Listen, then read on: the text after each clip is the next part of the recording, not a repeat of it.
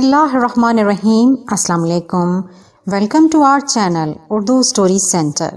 نئے آنے والوں سے گزارش ہے کہ ہمارے چینل کو سبسکرائب کر دیجئے، ویڈیو کو لائک کیجئے اور لنک دوستوں کے ساتھ ضرور شیئر کیجئے، اور چینل پر موجود گھنٹی کے بٹن کو پریس کر دیں تاکہ ہر آنے والی ویڈیو کی اپڈیٹ سب سے پہلے آپ تک پہنچ سکے۔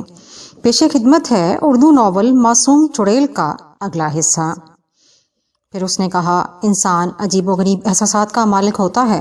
محبت صرف جانداروں سے نہیں کی جاتی، بلکہ کبھی کبھی بے جان چیزیں بھی انسانی زندگی میں بڑی حیثیت اختیار کر جاتی ہیں۔ میرا ماضی ابتدائی لمحوں میں بہت شاندار تھا، بہت بڑے آدمی کا بیٹا تھا۔ میں زندگی کے نشیب و فراز سے گزرتے ہوئے آخرکار ایک ایسا لمحہ آیا جب مجھے ایک شپنگ کمپنی کے ایک جہاز کا کپتان بنا دیا گیا۔ اس کے لیے تمام تعلیم مکمل کر چکا تھا اور اس وقت میری عمر صرف 26 سال تھی۔ میں اس کمپنی کا سب سے نو عمر لیکن کمپنی کے عہدیداروں کے مطابق ایک تجربہ کار کپتان تھا۔ کمپنی میرے اوپر پورا بھروسہ کرتی تھی اور میں نے اپنی کپتانی کے 3 سال کامیابی سے گزار دیے تھے۔ مجھے شروع ہی سے کریون گولڈ کا کپتان بنایا گیا تھا، بلکہ بقول میرے والد صاحب کی کہانی تو اسی وقت شروع ہو گئی تھی جب میں 2 سال کا تھا، اور اس کے بعد یہ کہانی آگے بڑھتی چلی گئی۔ میرے والد نے مجھے اس کے بارے میں ساری تفصیل بتائی تھی، اور وہ خوبصورت تتلی کے بارے میں بھی بتاتے تھے۔ ابھرتی ہوئی رنگین لکیروں کا یہ نشان عجیب نشان تھا، اور میرے والد اس سلسلے میں بڑی ہی عجیب کہانی سناتے تھے۔ انہوں نے ایک بار پھر مجھ سے صرف کہانی کے طور پر یہ کہا، سجاد، یہ صرف خاصی پرانی بات ہے۔ میں اور میری بیوی یعنی تمہاری والدہ ایک بار سمندری سفر کر رہے تھے۔ تم اس وقت صرف 2 سال کے تھے، بہت خوبصورت اور بہت ہی حسین۔ مسافر بردار جہاز کے تقریباً تمام ہی مسافر تم سے دلچسپی لیتے تھے۔ ایک شام ہم جہاز کے عرشے پر کھڑے ہوئے سمندر کی لہروں سے لطف اندوز ہو رہے تھے کہ تم اپنی ماں کی انگلی چھڑا کر ننے ننے قدموں سے چل پڑے۔ ہم نے توجہ ہی نہیں دی، لیکن کچھ ہی لمحوں کے بعد تمہاری والدہ کو تمہارا خیال آیا اور انہوں نے پلٹ کر تمہیں تلاش کرنے کی کوشش کی، لیکن تم موجود نہیں تھے۔ دور دور تک تمہارا کوئی نشان نہیں تھا۔ ہمارے پیروں تلے زمین نکل گئی۔ میں بھی پریشان تھا، لیکن میں اپنی بیوی کی طرح حواس باختہ نہیں ہوا۔ میرا خیال تھا کہ تمہیں جہاز کے کسی مسافر نے اپنی گود میں لے لیا ہوگا، ورنہ 2 سال کا بچہ اپنے قدموں سے کہاں جا سکتا ہے۔ چنانچہ میں نے جہاز کے عملے سے تمہارے بارے میں معلومات حاصل کرنا شروع کر دی، لیکن سبھی نے لا علمی ظاہر کی تھی اور میرا دل لرزنے لگا۔ مجھے اندیشہ ہوا کہ کہیں تم سمندر میں نہ گر پڑے ہو۔ بہرحال میں نے جہاز کے کپتان کو اطلاع دی، اور کپتان نے لاؤڈ سپیکر پر اعلان کر دیا کہ اگر 2 سالہ بچہ سجاد کسی کے پاس ہو تو وہ کپتان کے کیبن میں پہنچا دے۔ اس کے ساتھ ہی کپتان نے عملے کے تمام لوگوں کو تمہاری تلاش پر مامور کر دیا۔ عملے کے لوگوں نے جہاز کا چپا چپا چھان مارا، ایک ایک چپے کی تلاشی لے ڈالی، لیکن تمہارا نام و نشان نہیں ملا۔ تمہاری ماں تقریباً پاگل ہو گئی تھی اور رو رو کر مری جا رہی تھی۔ جہاز کے ایک ایک مسافر سے پوچھ گچھ کی جا رہی تھی، لیکن سب نے لا علمی ظاہر کی۔ سب کو مجھ سے ہمدردی تھی اور سبھی اس خوبصورت بچے کی گمشدگی پر غمگین تھے۔ وہ رات قیامت کی رات تھی۔ تمہاری ماں کی دل دہلا دینے والی چیخیں تھیں، لیکن ہمیں تسلی دے رہے تھے۔ لیکن اب میں بھی مایوسی سے یہی سوچ رہا تھا کہ ہماری لاپرواہی سے تم سمندر کی نظر ہو گئے ہو، اور یہ سانحہ زندگی کا سب سے عظیم سانحہ تھا۔ تمہاری والدہ کی کیفیت اتنی خراب تھی کہ ان کے لیے ڈاکٹروں کو بلانا پڑا۔ غم نے مجھے بھی مفلوج کر دیا تھا کہ اچانک دن کے 10 بجے کپتان کے کیبن کا ایک ملازم دوڑتا ہوا آیا اور تم اس کی گود میں تھے۔ تمہیں زندہ سلامت دیکھ کر ہم زندگی کے قریب آ گئے۔ بہرحال کچھ دیر کے بعد ہمیں پتہ چلا کہ تم کپتان کے کیبن میں سوتے ہوئے ملے تھے۔ بہرحال یہ بھی ایک عجیب بات تھی۔ کپتان خود بھی حیران رہ گیا تھا۔ ہم نے اس سے کوئی سوال نہیں کیا کیونکہ تم ہمیں مل گئے تھے۔ بہرحال والد صاحب نے مجھے یہ عجیب و غریب تفصیلات بتائیں۔ پھر اتفاقی بات یہ ہے کہ قاہرہ سے والد صاحب کے ایک قدیم دوست ہمارے گھر تشریف لائے۔ یہ ایک عمر رسیدہ بزرگ تھے اور قاہرہ یونیورسٹی میں درس دیا کرتے تھے۔ ہم لوگ یوں ہی مختلف تفریحات میں مشغول رہا کرتے تھے۔ ساحل سمندر پر ایک مرتبہ نہاتے ہوئے بزرگ امین احسان نے مجھے دیکھا تو انہیں میرے سینے پہ تتلی کا یہ نشان نظر آیا۔ وہ اسے دیکھ کر چونک پڑے۔ انہوں نے مجھ سے اس بارے میں بہت سی باتیں کی۔ والد صاحب بھی قریب موجود تھے۔ جب انہوں نے ان سے اس کے بارے میں سوال کیا تو والد صاحب نے بڑی قدیم داستان دہرائی، اور امین حسان نے حیرت زدہ لہجے میں کہا، شاید تمہیں اس بات کا علم نہ ہو کہ اس نشان کی ایک تاریخ ہے، اور بڑی عجیب و غریب تاریخ ہے۔ کیا مطلب؟ میرے والد صاحب نے پوچھا تھا۔ اگر میری یادداشت دھوکہ نہیں دے رہی تو یہ ایک پراسرار قبیلے کا مذہبی نشان ہے۔ اصل میں ایک کلمی کتاب میں ایک عظیم سیاح نے غیر مہذب قبیلوں کے مذہبی نشانات اور ان کی اشکال کے تصوراتی کتاب میں بہت سی تفصیلات لکھی تھیں، اور میں دعوے سے کہتا ہوں کہ ان تفصیلات میں یہ نشان بھی موجود تھا۔ بہرحال اس پر خاصی بحث شروع ہو گئی۔ مجھے اس وقت بھی اس سے کوئی دلچسپی نہیں تھی، لیکن میں یہ سمجھتا ہوں کہ میری زندگی کی یہ پراسرار کہانی اسی وقت شروع ہو گئی تھی جب میں جہاز میں سفر کر رہا تھا اور میری عمر صرف 2 سال کی تھی۔ یہ الگ بات ہے کہ اس کہانی نے آگے بڑھنے میں پورے 27 سال لیے اور اس کے بعد اس کا دوسرا باب شروع ہوا۔ بہرحال میں تم سے کریون گولڈ کا تذکرہ کر چکا ہوں۔ کریون گولڈ پر مجھے پورے 3 سال گزر چکے تھے اور یہ چوتھے سال کی ابتدا تھی۔ اس بار میرا سفر طویل تھا۔ مسافروں کی ایک بڑی تعداد لے کر میں سفر کر رہا تھا۔ میری کاوشوں نے کریون گولڈ کو بے حد آرام دہ بنا دیا تھا اور جو مسافر ایک بار اس کا سفر کر لیتے تھے آئندہ سفر میں یہی کوشش کرتے تھے کہ کریون گولڈ میں جگہ ملے۔ چنانچہ آج تک ایسا نہیں ہوا تھا کہ دوران سفر کریون گولڈ کا کوئی کیبن خالی رہ جائے۔ مسافروں سے بھرا ہوا جہاز سمندر کے سینے پر رواں دواں تھا۔ حالانکہ موسم گرم تھا، لیکن سمندر کی خنک ہواؤں نے گرمی کا احساس فنا کر دیا تھا اور جہاز کے مسافر پرسکون تھے۔ چاندنی راتوں میں جہاز پر رت جگہ ہوتا تھا، مسافر عرشے پر چہل قدمی کرتے اور ماحول بے حد خوشگوار ہو جاتا۔ تمام مسافر بے حد خوش تھے۔ ہمیشہ کی طرح اس بار بھی چند مسافر میرے دوست بن گئے تھے، حالانکہ میں مسافروں سے دوستی بڑھانے سے اجتناب کرتا تھا۔ چند لمحات کے یہ ساتھی بچھڑ جانے کے بعد دل کی کسک بن جاتے ہیں، اس لیے کسی کو دل تک پہنچنے ہی نہ دیا جائے، لیکن خوش اخلاقی اور مہمان نوازی بھی کوئی چیز ہے۔ چنانچہ مرزا نیاز بیگ اور ان کا خاندان جو تفریحی سفر کر رہا تھا میرے بہت قریب ہو گیا تھا۔ مرزا نیاز بیگ ایک تاجر تھے، لیکن عام تاجروں کی طرح خشک اور کاروباری نہیں تھے۔ بے حد خوش اخلاق، ہنس مکھ اور ملنسار انسان تھے۔ 2 لڑکیاں اور 1 لڑکا اور ایک ہی ان کی بیوی، اس طرح 5 افراد پر مشتمل یہ خاندان میرا دوست بن گیا۔ اکثر وہ لوگ میری دعوتیں کرتے تھے، کئی بار مجھے ان کو بھی مدعو کرنا پڑا۔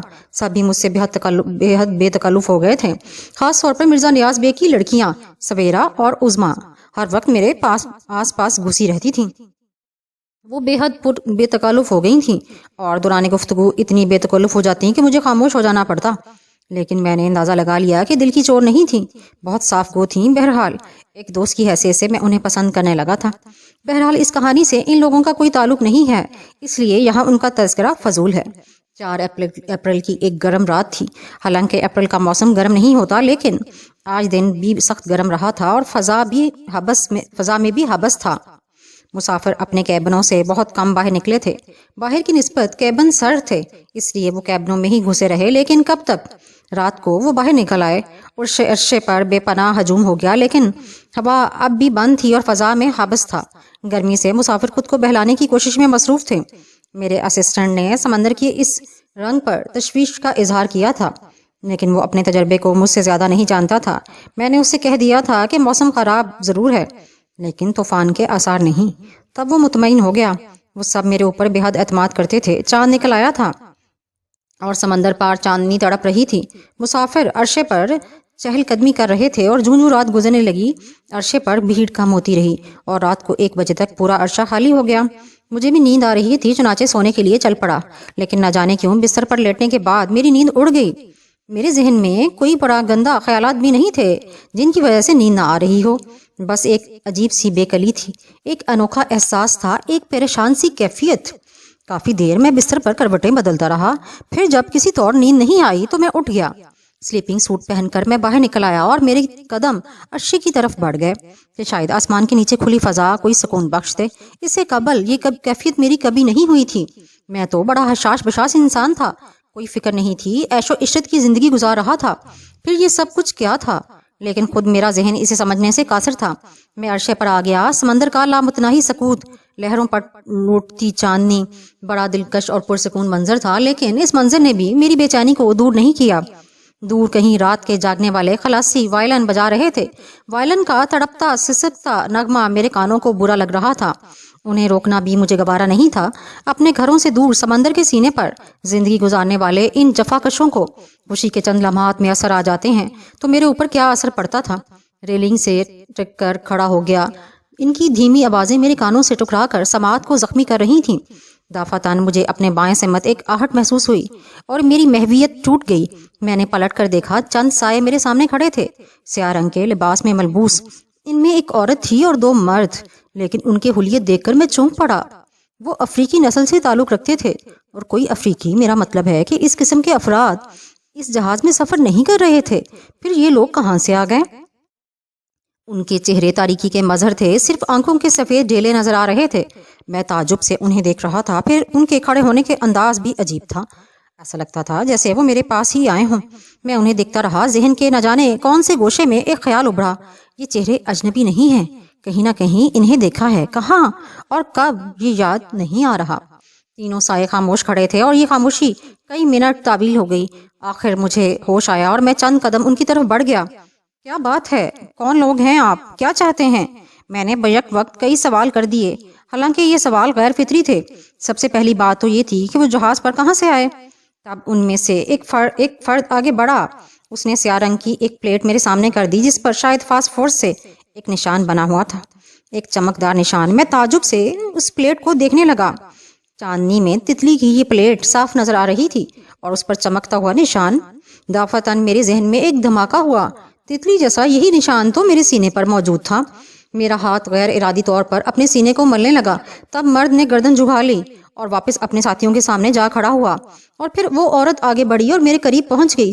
اس کے بدن سے ایک عجیب سی خوشبو اٹھ رہی تھی جو میرے ذہن میں اتر گئی۔ اس نے اپنے سیاہ ہاتھ بڑھائے اور میرا چہرہ دونوں ہاتھوں میں لے لیا۔ ہمیں پہچانو، ارلاشا، ہم تمہارے غلام ہیں، اس نے نسوانی لیکن کرخت آواز میں کہا۔ میں نے اس کے دونوں کلائیوں پر ہاتھ رکھ کر انہیں اپنے چہرے سے جدا کر دیا اور پریشان لہجے میں بولا، لیکن میں نے آپ کو پہلے کبھی نہیں دیکھا۔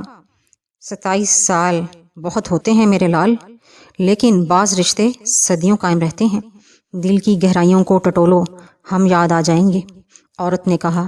نہ جانے آپ لوگ کیا کہہ رہے ہیں، میری سمجھ میں نہیں آیا۔ مجھے بتائیے آپ کون ہیں اور اس جہاز پر کہاں سے آ گئے ہیں؟ میں اس جہاز کا کپتان ہوں، میں نے پہلے آپ کو اس جہاز میں نہیں دیکھا ہے۔ ہندوریا کے اس نشان کو بھی بھول جاؤ گے ارلاشا، جو تمہارے سینے پر آویزاں ہے؟ یہ اعزاز تو تمہاری زندگی کا سب سے بڑا اعزاز ہے۔ ہندوریا کے جان باز اس اعزاز کو حاصل کرنے کے لیے سب کچھ لٹانے کو تیار ہیں۔ صدیوں کے بعد یہ اعزاز کسی کو ملتا ہے، اور اس بار تم اس کے حقدار ٹھہرے تھے، کیونکہ تمہاری پیدائش اسی ساتھ ہوئی تھی جب ہندوریا کی دیوی سمبوریا نے جنم لیا تھا۔ پوری دنیا میں اس ساتھ اور کوئی پیدا نہیں ہوا تھا سوائے تمہارے۔ پیدا بھی ہوئی تھیں تو لڑکیاں جو کسی طرح اس اعزاز کی حقدار نہیں تھیں۔ اس اعزاز کو یوں نظر انداز نہ کرو ارشالہ، جو تمہیں پیدائش کے 2 سال بعد مل گیا تھا۔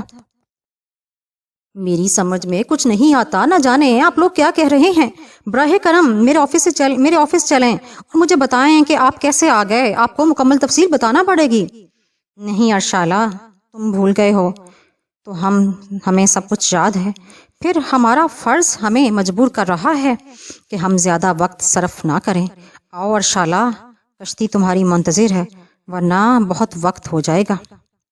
کیا بکواس ہے، کہاں چلوں میں؟ آپ لوگ سیدھی طرح میرے آفس چلیں، ورنہ مجھے اپنے آدمیوں کو آواز دینا پڑے گی۔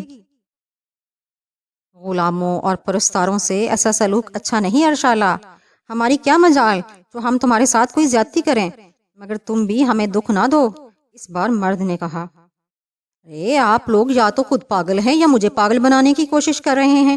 براہ کرم مجھے مجبور نہ کریں کہ میں کوئی سخت اقدام اٹھاؤں۔ آئیں میرے آفس میں۔ میں نے دفتر کی طرف قدم بڑھائے۔ ایک بار پھر یہ نشان دیکھ لو ارشالہ، شاید تمہیں سب کچھ یاد آ جائے۔ مرد نے وہ پلیٹ پھر میرے سامنے کر دی جس پر پراسرار نشان بنا ہوا تھا۔ میری نگاہیں غیر اختیاری طور پر اس نشان پر جم گئیں، اور پھر کوشش کے باوجود اس سے میں نگاہیں نہ ہٹا سکا۔ میرا ذہن مفلوج ہوتا جا رہا تھا، سوچنے سمجھنے کی قوتیں سلب ہو گئی تھیں اور میں اسے دیکھ رہا تھا۔ پھر جب میری نگاہیں اسے ہٹیں تو میں نے خود کو ایک کشتی میں پایا، پرانے طرز کی بادبانی کشتی جو کافی بڑی تھی اور جسے بہت سے سیاہ فام چلا رہے تھے۔ میں حیرت سے اچھل پڑا۔ میں نے ارد گرد کے ماحول کو دیکھا، چاروں طرف بے کراں سمندر ٹھاٹھے مار رہا تھا۔ جہاز کا دور دور تک پتہ نہیں تھا، نہ جانے میں کہاں نکل آیا تھا۔ یہ کون لوگ تھے اور مجھے کہاں لے جا رہے تھے؟ تب میری نگاہ ان تینوں افراد پر پڑی جو مجھے جہاز میں نظر آئے تھے۔ وہ تینوں میرے ہی سامنے بیٹھے تھے اور ان کے چہروں پر پرسکون مسکراہٹ تھی۔ میں کہاں ہوں؟ تم لوگ مجھے کہاں لے جا رہے ہو؟ میں نے پریشانی سے پوچھا۔ ہندوریا، عورت نے جواب دیا۔ ارے کیا بکواس ہے، میرا جہاز کہاں گیا؟ میں یہاں کیسے آ گیا؟ تمہارا آنا ضروری تھا میرے بچے، فکر مت کرو، تمہارے ساتھ کوئی برا سلوک نہیں کیا جائے گا۔ ہر انسان اپنا فرض پورا کرنے کے لیے پیدا ہوا ہے، تم کیوں اپنے فرض سے بھاگنا چاہتے ہو؟ ہندوریا کے لوگوں کو تمہاری ضرورت ہے، صدیوں کے بعد ان کا نصیب جاگا ہے۔ دیوی سلاکیا نے اولاد کی خواہش ظاہر کی ہے، اور تمہیں معلوم نہیں کہ ہندوریا کے بدنصیب کب سے اس مزدے کے لیے ترس رہے ہیں۔ وہ خوش نصیب صدیوں پہلے مر چکے ہیں جن میں سلاکیہ موجود تھی، اس کے بعد آج تک ہندوریا پریشانیوں کا شکار ہے۔ تمہاری برکت ہندوریا کے مقدر کھول دے گی، ہزارہ انسان تمہیں دعائیں دیں گے۔ تم ان خوشیوں سے کیوں انحراف کر رہے ہو؟ عورت کی آواز میں ایک درد، ایک التجا تھی۔ لیکن میں سخت پریشان تھا، نہ جانے کیسے طلسم میں پھنس گیا تھا۔ میرے ساتھی میرے بارے میں کیا سوچ رہے ہوں گے، اور وہ مجھے نہ پا کر کتنے پریشان ہوں گے۔ یہ وحشی لوگ نہ جانے کیا چاہتے ہیں، میں پاگلوں کی طرح ان کے ساتھ نہیں رہ سکتا۔ تمہارے علاوہ کوئی اور ہماری خوشیاں واپس نہیں لا سکتا۔ ہم سے تعاون کرو میرے لال، ہم تمہارے احسان مند ہوں گے۔ عورت نے پھر کہا۔ میں گردن جھکا کر کچھ سوچنے لگا۔ اس میں کوئی شبہ نہیں کہ میں کسی طلسم میں گرفتار ہو گیا تھا۔ آخر جہاز سے میں کیسے یہاں آ گیا؟ کچھ بھی تو یاد نہیں تھا۔ میرے جسم پر سلیپنگ سوٹ تھا جسے پہنے ہوئے میں اپنے کیبن سے نکل کر عرشے پر آیا تھا۔ اس کے بعد کیا ہوا مجھے کچھ یاد نہیں تھا۔ مجھے نہیں معلوم تھا کہ جہاز سے اس کشتی پر مجھے کیسے لایا گیا۔ اب اس طلسم سے نکلنا مشکل تھا۔ یہ لوگ خصوصی طاقتوں کے مالک تھے اور ان سے انحراف مصیبتیں بھی لا سکتا تھا۔ تو پھر میں کیا کروں؟ خود کو تقدیر کے رحم و کرم پر چھوڑ دوں؟ یہی بہتر ہے، عقل نے کہا۔ اور پھر یہ واقعات دلچسپ بھی تو ہیں۔ حیرت کے سمندر سے نکل آنے کے بعد ان میں دلچسپی بھی تو لی جا سکتی ہے۔ رہ گیا جہاز اور اس کے مسافروں کا معاملہ، تو یہ جو کچھ ہوا تھا میری اپنی کوشش، میرا اپنا خیال تو نہیں تھا۔ میں تو بے بس ہو گیا تھا۔ جہاز منزل پر پہنچ جائے گا، زیادہ سے زیادہ میری ملازمت ختم کی جائے گی، مجھے کیا پرواہ ہو سکتی ہے؟ جو ہوگا دیکھا جائے گا۔ فی الحال ان دلچسپ واقعات سے لطف اندوز نہ ہونا حماقت ہے، اور اس الجھی فضا کو ختم کر دیا جائے اور ان لوگوں سے تعاون کر کے انہیں حیرت میں ڈال دیا جائے۔ چنانچہ ان خیالات کے تحت مجھے کسی قدر سکون ہو گیا اور میں پھیل کر کشتی میں بیٹھ گیا۔ میں نے کشتی چلانے والے ایک ایک نوجوان کو دیکھا۔ سب کے رنگ گہرے اور جسم مضبوط تھے۔ ان کے چہرے تاثرات سے عاری تھے اور کشتی کھیلنے سے ان کے مضبوط بازوؤں کی مچھلیاں تڑپ رہی تھیں۔ ان لوگوں سے گزرتی ہوئی میری نگاہ اپنے سامنے بیٹھی ہوئی دونوں سیاہ فام مردوں اور عورت پر پڑی۔ یہ لوگ بھی کبھی ہیکل تھے۔ تینوں مرد درمیانی عمر کے تھے اور ان کے چہروں سے بزرگی جھلکتی تھی۔ عورت تو بھی میرے بچے، میرے لال کہہ کر مجھے مخاطب کر رہی تھی۔ ان سب کو دیکھ کر میں نے ایک گہری سانس لی اور پھر میں نے عورت کو ایک اشارہ کیا۔ وہ چونک کر میری شکل دیکھنے لگی اور میں نے اسے اپنے قریب آنے کا اشارہ کیا۔ عورت کے چہرے پر خوشی کے تاثرات نمایاں ہونے لگے۔ وہ اپنی جگہ سے اٹھی اور میرے پاس آ کر میرے قدموں میں بیٹھ گئی۔ یہاں بیٹھو، میں نے اسے اپنے برابر بیٹھنے کا اشارہ کیا۔ میری جگہ ان قدموں میں ہی ہے میرے بچے، مجھے یہی رہنے دو، اس عورت نے محبت سے کہا۔ تمہارا نام کیا ہے؟ لازا، عورت نے جواب دیا۔ یہ دونوں کون ہیں؟ یہ بھی تمہارے خادم ہیں۔ ان میں سے ایک کا نام ایگون ہے اور دوسرا ہوما ہے۔ تم لوگ مجھے کہاں لے جا رہے ہو؟ ہندوریا۔ ہماری سرزمین زیادہ دور نہیں، بس اس سورج کے چھپتے ہی ہم اپنی سرزمین پر پہنچ جائیں گے۔ ہاں، وہ سلاکیہ کی زمین ہے۔ سلاکیہ نے وہاں 6 بار جنم لیا ہے، اور جب وہ 7ویں بار جنم لے کے سوکھی ہوئی کھیتیاں لہلانے لگے گی، جانوروں کے خشک تھن دودھ سے بھر جائیں گے، زمین سونا اگلے گی، صدیوں کی پیاس بجھ جائے گی، جھرنے پھر سے پہاڑوں سے گرنے لگیں گے، ہندوریا پھر سے حسین ہو جائے گا اور وہاں کے لوگوں کے چہرے پھر سے کھل اٹھیں گے۔ غور کرو میرے لال، تم ہندوریا کے باشندوں کے لیے اس قدر اہمیت رکھتے ہو، ہمارے ساتھ تعاون کرو، ہم تم سے دغا نہیں کریں گے۔ یہ سب میری وجہ سے ہوگا؟ ہاں، یہ سب تمہاری وجہ سے ہوگا، تم ہماری امیدوں کا مرکز ہو۔ مگر کس طرح؟ میری یہ اہمیت کیوں ہو گئی؟ میں جو تم سے کہیں دور کا انسان ہوں، میں جس نے تمہارے قبیلے کا نام بھی نہیں سنا، پھر ایک غیر انسان تمہاری امیدوں کا مرکز کیسے بن گیا؟ تم خود کو غیر محسوس کر رہے ہو میرے بچے، حالانکہ جب سے تم نے اس دنیا میں آنکھ کھولی ہے اسی وقت سے تم ہمارے اپنے ہو۔ ہم نے قدم قدم پر تمہیں نگاہ میں رکھا ہے۔ سنو اس داستان کا ایک ایک لفظ سنو۔ ہم ہندوریا کے لوگ سلاکیہ کے پجاری ہیں۔ سلاکیہ جو خوشحالی کی دیوی ہے، ہندوریا کے سب سے بڑے معبد میں جو ایک پہاڑی کے گہرائیوں میں ہے، سلاکیہ کا بت نصب ہے۔ سلاکیہ اسی بت سے جنم لیتی ہے، ہندوریا کے لیے خوشی کا پیغام لاتی ہے اور ہندوریا کی فتوحات پھیل جاتی ہیں۔ کوئی قبیلہ اس سے آنکھ ملانے کی جرت نہیں کر سکتا۔ ہندوریا کی زمین سونا اگلتی ہے اور قبیلہ خوشحال ہو جاتا ہے، لیکن ہر قبیلے میں ہر قسم کے لوگ ہوتے ہیں۔ اچھے لوگوں میں خراب انسان ہونا لازمی ہے۔ 3 بار ایسا ہو چکا ہے کہ کوئی نہ کوئی دیوی کو ناراض کر دیتا ہے اور پھر دیوی ان کو چھوڑ کر چلی جاتی ہے، اور اس کے بعد ہندوریا ذلت اور رسوائی کی تاریکیوں میں پڑ جاتا ہے۔ ہمارا قبیلہ سب سے قدیم ہے۔ اس قبیلے میں سلاکیہ نے 3 بار جنم لیا۔ لیکن تینوں بار قبیلے کے لوگ اسے خوش رکھنے میں ناکام رہے اور وہ انہیں چھوڑ کر چلی گئی۔ لیکن اچھے لوگ بھی پیدا ہوتے رہتے ہیں، وہ پوری زندگی دیوی سے دعائیں مانگتے گزار دیتے ہیں کہ وہ واپس آ جائے، اور روٹھی ہوئی مہربان ماں واپس چلے جاتی ہے۔ قبیلے کے لوگ پھر سے فیضیاب ہو جاتے ہیں۔ ہماری عمریں بہت کم ہیں میرے بیٹے، سمجھو کہ ہماری پشتوں سے دیوی ہم سے دور ہے، اور قبیلے کے روحانی پیشوا، اس کے پجاری اسے واپس بلانے کے لیے کوشاں ہیں۔ اسے اپنے بچوں پر رحم آ گیا، اور اس کے محبت کا پجاری عظیم روحانی قوتوں کا مالک ہے۔ صدیوں کی روایت کے مطابق ایک خاص مہینے میں ڈوبنے والے چاند کی آخری رات کے ایک مخصوص لمحے میں، جب چاند تاریکی میں غوطہ زن ہوتا ہے، پیدا ہونے والا مرد ہی دیوی کا منظور نظر ہوتا ہے۔ سلاکیہ اسے اپنا شوہر تسلیم کرتی ہے، اور وہی اسے واپس لانے والا ہوتا ہے۔ چنانچہ مہربان ماں کی پیشن گوئی کے بعد بڑے پجاری کو اس شخص کی تلاش تھی۔ اس نے پوری دنیا کا ذائچہ دیکھا اور ایک نشان پر انگلی رکھ دی۔ یہ تم تھے میرے بچے، ہاں یہ تم تھے، اور ہمیں تمہاری نگرانی پر مامور کر دیا گیا۔ ہمیں حکم دیا گیا کہ ہم تمہارے سینے پر ہندوریا کی عظیم دیوی کا نشان لگائیں۔ چنانچہ اس وقت کا انتظار کیا جانے لگا کہ جب تم اس قابل ہو جاؤ کہ تمہارا سینہ نشان برداشت کر سکے۔ پھر اس شام جب تم سمندر کے سینے پر سفر کر رہے تھے، ہم نے پہلی بار تمہیں اٹھایا اور ہندوریا لے گئے، جہاں بڑے پجاری نے اپنے ہاتھ سے تمہارے سینے پر یہ نشان لگا دیا۔ اس طرح تم دیوی کے لیے مخصوص کر دیے گئے۔ اس وقت سے تم جہاں بھی رہے، ہم تمہارے ساتھ رہے۔ ہم نے تمہیں واپس اس جگہ پہنچا دیا جہاں سے تمہیں لائے تھے۔ تم اپنے والدین کے زیر سایہ پرورش پاتے رہے، لیکن ہم بھی تمہارے ساتھ تھے۔ ہم تمہیں ہر ہاتھ سے، ہر دشمن سے محفوظ رکھنا چاہتے تھے، کیونکہ تم دیوی کے منت تھے۔ ہاں میرے بچے، تم جس مذہب، جس فرقے سے بھی تعلق رکھتے ہو، ہمیں کوئی اعتراض نہیں، لیکن ہم تمہیں اپنا روحانی پیشوا، اپنا نجات دہندہ ہی سمجھتے ہیں۔ یہ وہ داستان ہے جس کا ہر لفظ سادہ اور سچ ہے۔ تمہاری زندگی ایک قبیلے کی زندگی ہے، اور تم سوچ سکتے ہو کہ تم ہماری نگاہ میں کیا اہمیت رکھتے ہو۔ میں تعجب سے یہ انوکھی کہانی سن رہا تھا۔ میری سمجھ میں نہیں آ رہا تھا کہ یہ سب کیا ہے، کیسی انوکھی، کیسی بے تکی کہانی ہے۔ میں ایک سیدھا سادہ سا کپتان کسی قبیلے کا روحانی پیشوا کیسے بن سکتا ہوں؟ لیکن میں ہوش و حواس میں تھا، میری آنکھیں اور کان کھلے تھے، اور میں نے یہ کہانی حواس کے عالم میں سنی تھی۔ تب مجھے اپنے والد کی سنائی ہوئی کہانی یاد آئی، جو انہوں نے اپنے ایک دوست کو سنائی تھی۔ میں وہ کہانی بھول چکا تھا، لیکن تتلی کا نشان اب بھی میرے سینے پر تھا، اور میرے والد نے اس بارے میں اپنے دوست کو جو تفصیل بتائی تھی، وہی تفصیل ان لوگوں کی زبانی معلوم ہوئی تھی۔ تو 2 سال کی عمر میں مجھے اٹھا لانے والے یہی لوگ تھے۔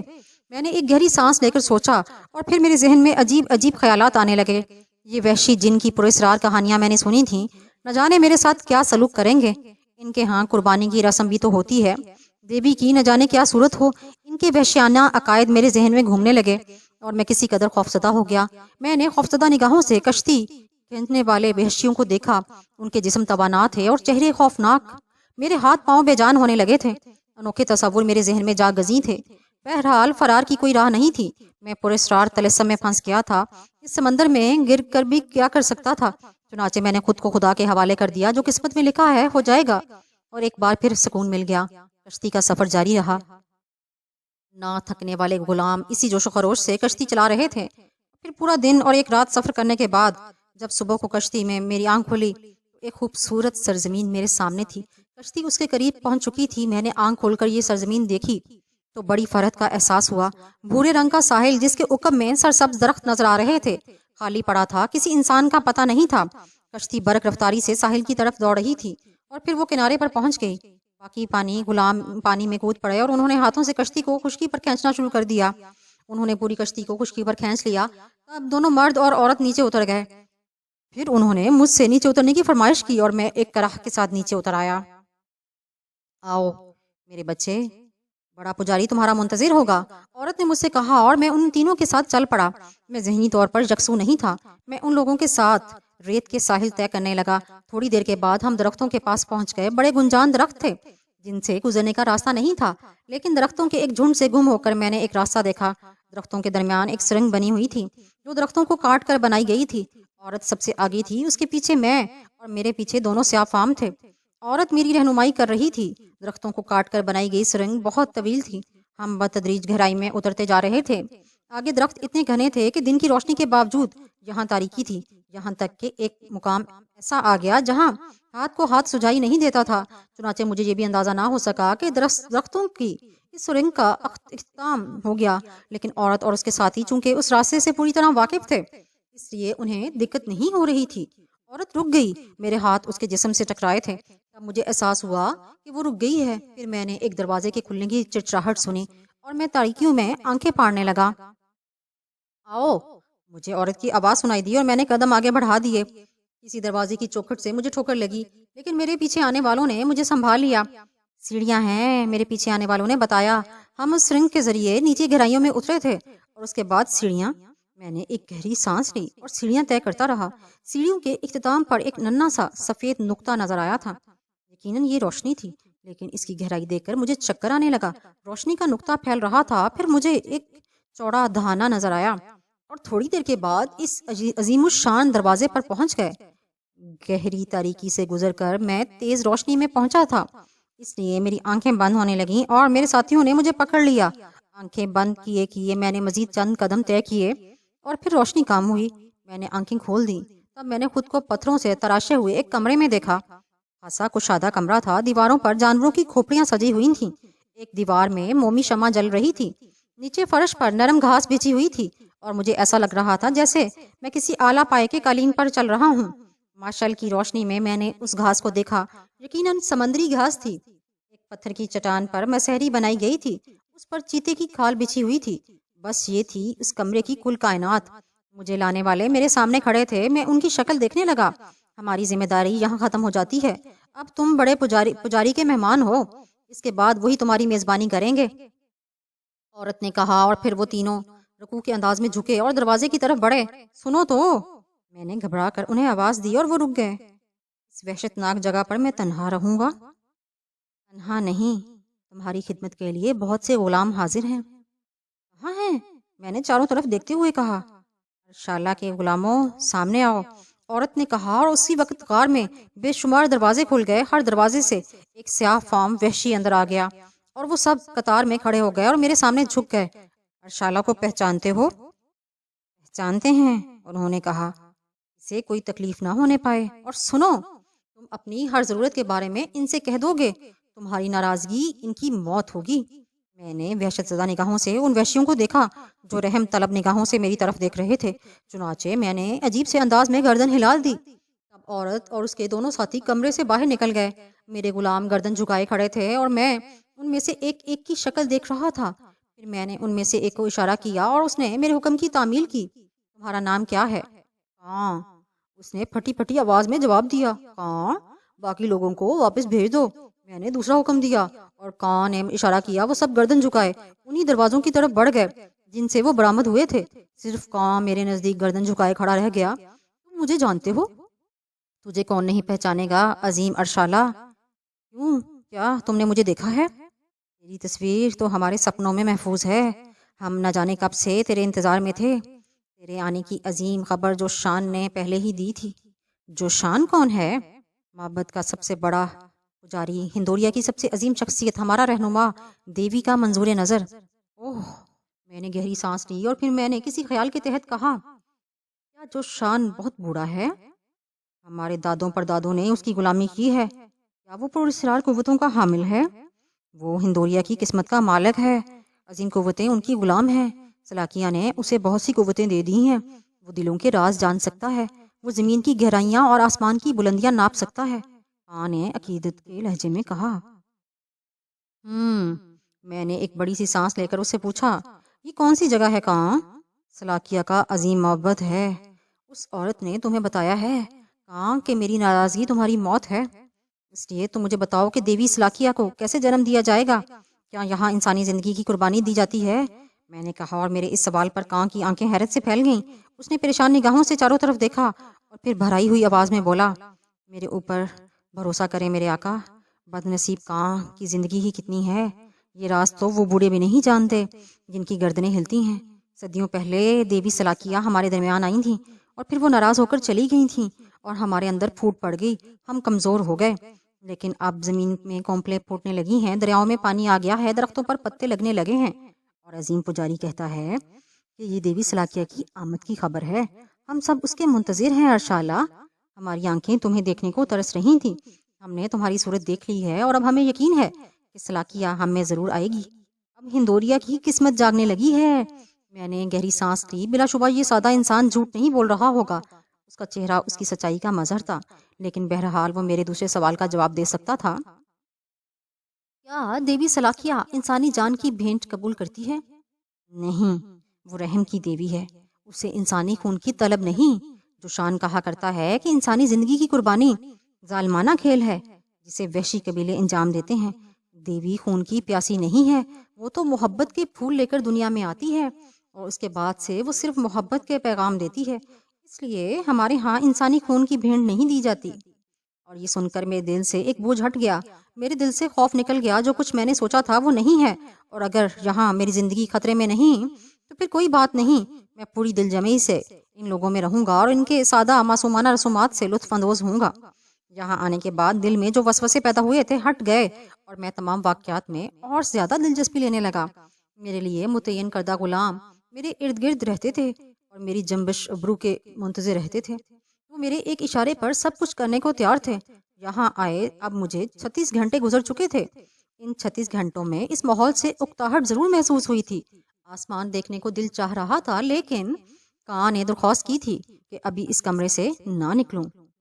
یہ بڑے پجاری کی درخواست ہے۔ بہرحال میں نے 36 گھنٹے گزار لیے تھے۔ اس دوران میری کافی خاطر مدارت ہوئی تھی۔ بھیڑ کا دودھ اور جنگلی پھل کے علاوہ بھنے ہوئے پرندے جن کا گوشت بے حد لذیذ ہوتا تھا اور تکلف کھانوں کے ماحول سے نکل کر آیا تھا، اس لیے یہ کچا پکا اور سادہ کھانا مجھے بے حد پسند آیا تھا۔ تیسرے دن صبح جب میں سو کر اٹھا تو کہاں حسب معمول میرے پاس موجود تھا۔ وہ میری مسحری سے گردن ٹکائے بیٹھا تھا۔ میں نے اسے دیکھا اور پھر آہستہ سے آواز دی۔ وہ اچھل کر کھڑا ہو گیا۔ آقا، وہ جلدی سے کھڑا ہو گیا، بڑے پجاری تک میرا پیغام پہنچا دو، میں اس قید سے اکتا گیا ہوں، میں آسمان دیکھنا چاہتا ہوں۔ جو حکم آقا۔ کان نے گردن جھکا دی اور وہ باہر نکل گیا۔ دوسرے غلام میری آواز سن کر اندر آ گیا اور انہوں نے حسب معمول اپنا کام شروع کر دیا۔ لکڑی کے ایک بڑے برتن میں گرم پانی لایا گیا اور اسے میرے پیروں کے نزدیک رکھ دیا گیا۔ پھر دو غلام اسفن سے میرے جسم کے کھلے حصوں کو صاف کرنے لگے۔ خود میں نے پانی سے دانت وغیرہ صاف کیے۔ اس کے بعد ناشتہ لایا گیا جس میں ایک بھنا ہوا پرندہ اور گرم دودھ اور ایک چھوٹا سا پھل تھا جو انتہائی لذیذ تھا۔ ناشتے سے فارغ ہوا تھا کہ کاں جو میرا پیغام لے کر گیا تھا واپس آ گیا۔ کیا جواب ملا کاں؟ مجھے اجازت مل گئی ہے آقا کہ رات کی تاریکیوں میں آپ کو باہر لے جاؤں۔ مقدس جوشان تمہیں سورج کی کرنوں سے چھپانا چاہتا ہے۔ اس کے علاوہ ہندوریا والوں نے وہ تمہاری آمد کی سنگن مل گئی ہے، وہ تمہیں دیکھنے کے لیے بے چین ہے اور یہ کسی طرح ممکن نہیں اس وقت تک جب تک سلاکیا کی نگاہیں تمہیں نہ دیکھ لیں۔ کوئی انسان تمہاری جھلک بھی نہیں دیکھ سکتا، گویا دن بھر مجھے انتظار کرنا پڑے گا۔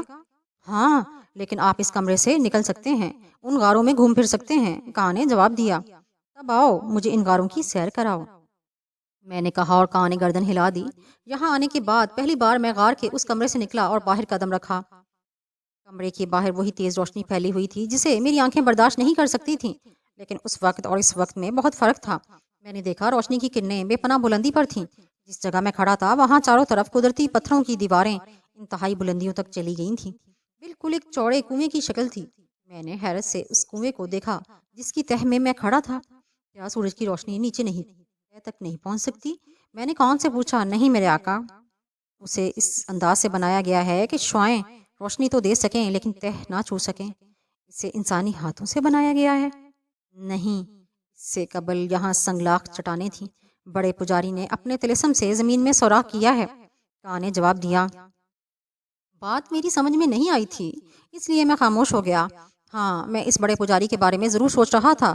جو واقعات اب تک پیش آئے تھے ان کے تحت سوچا جا سکتا تھا کہ در حقیقت وہ شخص پر اسرار قوتوں کا مالک ہے، کیونکہ خود میں 2 سال کی عمر میں جہاز سے غائب ہوا تھا جس کی تصدیق میرے والد صاحب کر چکے تھے، اور اب اسی طرح وہ مجھے جہاز سے لے آئے تھے۔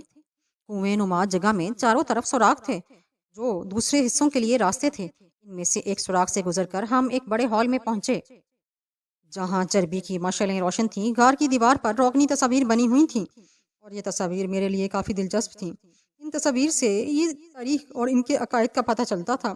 میں مختلف تصاویر دیکھ کر ان کے بارے میں اندازہ لگا رہا تھا کہ ان تصاویر میں کوئی فنکاری نہیں تھی، تاہم یہ ان کے جذبات کی ترجمان تھی، اور انہیں دیکھ کر میں نے اندازہ لگایا کہ ہندوریا والے نیم وحشی قبائل سے ضرور تعلق رکھتے ہیں، لیکن ان کے ہاں رسومات نہیں ہیں اور نہ ہی وہ کسی قسم کی رسومات کو ادا کرتے ہیں، ورنہ ان کی تصاویر بھی ضرور ہوتی۔